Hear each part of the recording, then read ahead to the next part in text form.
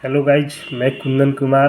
रोज़ की भांति आज के एपिसोड में हम बात करेंगे यज्ञ की व्यापक विभावना।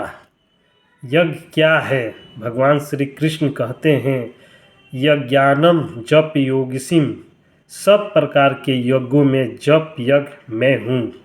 भागवत में कहा गया है, अश्वमेघ सहस्राणी वाजपेय शतानि च शुक्र शास्त्र कथा याश्च कलाम नारहंती षोडशीम। चाहे हजारों अश्वमेघ यज्ञ कर लो और चाहे सैकड़ों वाजपेयी यज्ञ कर लो, परंतु भगवत कथा पुण्य के आगे उनका 16वां भाग भी नहीं। फिर भी ये यज्ञ अच्छे हैं, भले हैं। फ्रांस के वैज्ञानिकों ने भारत की यज्ञ विधि पर थोड़ा अनुसंधान किया। उन्होंने देखा कि यज्ञ में जो मधुर पदार्थ डालते हैं उससे निकलने वाले धुओं से चेचक के कीटाणु नष्ट हो जाते हैं। यज्ञ में घी डालने पर निकलने वाले धुएं से क्षय रोग, टीबी और दम्मे के कीटाणु नष्ट होते हैं, परंतु हमारे ऋषियों ने केवल चेचक, क्षय रोग या दम्मे के कीटाणु ही नष्ट हो इतना ही नहीं सोचा, वरन यज्ञ के समय शरीर का ऊपरी हिस्सा खुला रखने का भी विधान बताया, ताकि यज्ञ करते समय रोमकूप खुले हुए हो और यज्ञ का धुआं श्वासोच्छ्वास व रोमकूप के द्वारा शरीर के अंदर प्रवेश करे।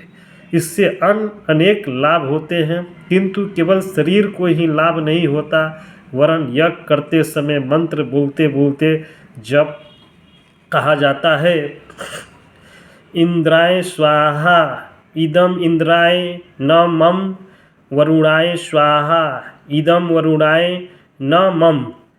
यह इंद्र का है, यह वरुण का है, मेरा नहीं है। इस प्रकार ममता छुड़ाकर निर्भय करने की व्यवस्था भी हमारी यज्ञ विधि में है। यज्ञ करते समय कुछ बातें ध्यान में रखना आवश्यक है।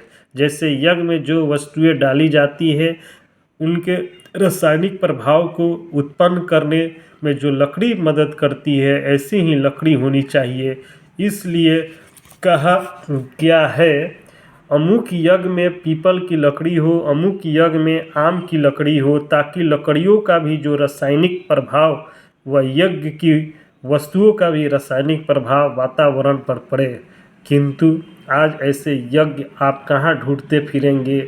उसका भी एक विकल्प है। आज भी आपको गाय के गोबर के कंडे व कोयले मिल सकते हैं, अतः कभी कभार उन्हें जलाकर उसमें जौ, तिल, घी, नारियल व टुकड़े गूगल आदि मिलाकर तैयार किया गया धूप डालें।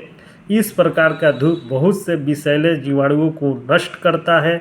जब आप ध्यान करना चाहें तो उससे थोड़ी देर पहले यह धूप करके फिर उस धूप में शुद्ध बने हुए वातावरण में जब ध्यान करने बैठें तो बहुत लाभ होगा। धूप भी अति न करें, अन्यथा गले में तकलीफ होने लगेगी। आजकल परफ्यूम से जो अगरबत्तियाँ बनती है वे खुशबू तो देती है, परंतु उसमें प्रयुक्त रसायनों का हमारे शरीर पर विपरीत प्रभाव पड़ता है। एक तो मोटर गाड़ियों के धुएं, दूसरा अगरबत्तियों के रसायनों का कुप्रभाव शरीर पर पड़ता है। इसकी अपेक्षा तो सात्विक अगरबत्ती व धूप बत्ती मिल जाए तो ठीक है, नहीं तो कम से कम घी का थोड़ा धूप कर लिया करो। इसी प्रकार अपने साधन कक्ष में दीपक जलाएं, मोमबत्ती नहीं। कभी कभार साधना कक्ष में सुगंधित फूल रख दे। एक बात का और भी ध्यान रखें कि जब करते समय ऐसा आसन बिछाना चाहिए जो विद्युत का कुचालक हो, यानी आपको पृथ्वी से अर्थिंग न मिले। जब ध्यान करने से एक आध्यात्मिक विद्युत तैयार होती है जो वात, पित्त, कफ के दोषों को निर्वृत्त करके स्वास्थ्य लाभ तो कराती ही है, साथ ही साथ मन और प्राण को भी ऊपर ले आती है।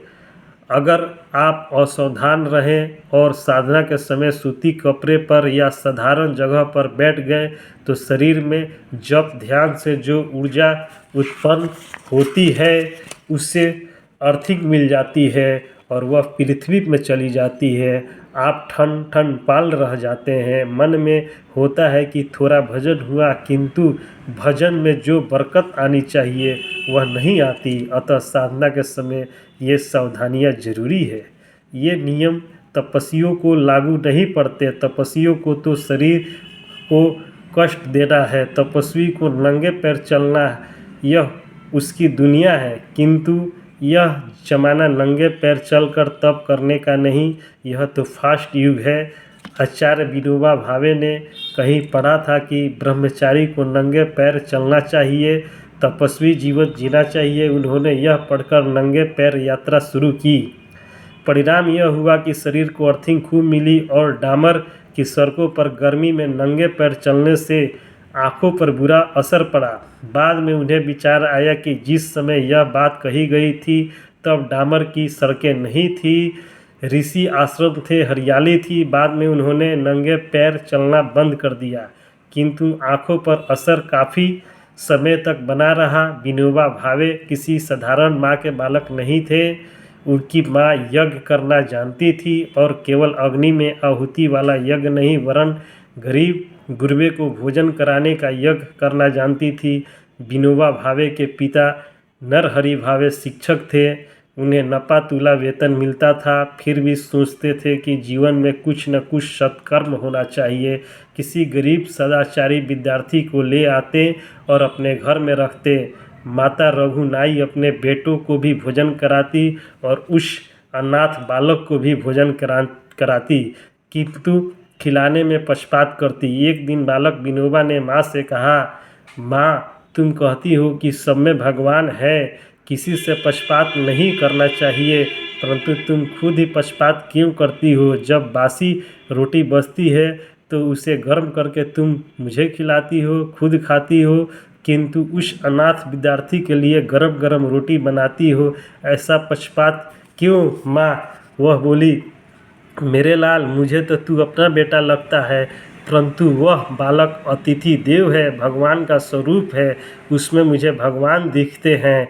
जिस दिन तुझ में भी मुझे भगवान दिखेंगे उस दिन तुझे भी ताज़ी ताज़ी रोटी खिलाऊंगी। भारत की उस देवी ने क्या गजब का उत्तर दिया है।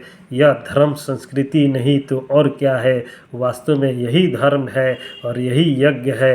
अग्नि में घी की आहुतियाँ ही केवल यज्ञ नहीं, वरन दीन दुखी गरीब को मदद करना, उनके आंसू पोंछना भी यज्ञ है। और दीन दुखियों की सेवा ही वास्तव में परमात्मा की सेवा है। यह युग के अनुरूप यज्ञ है, यह इस युग की मांग है। यह कथा अच्छा लगे तो आप लोग लाइक और शेयर ज़रूर करेंगे। जो नए हैं सब्सक्राइब करें। Thank you. हरि ओम।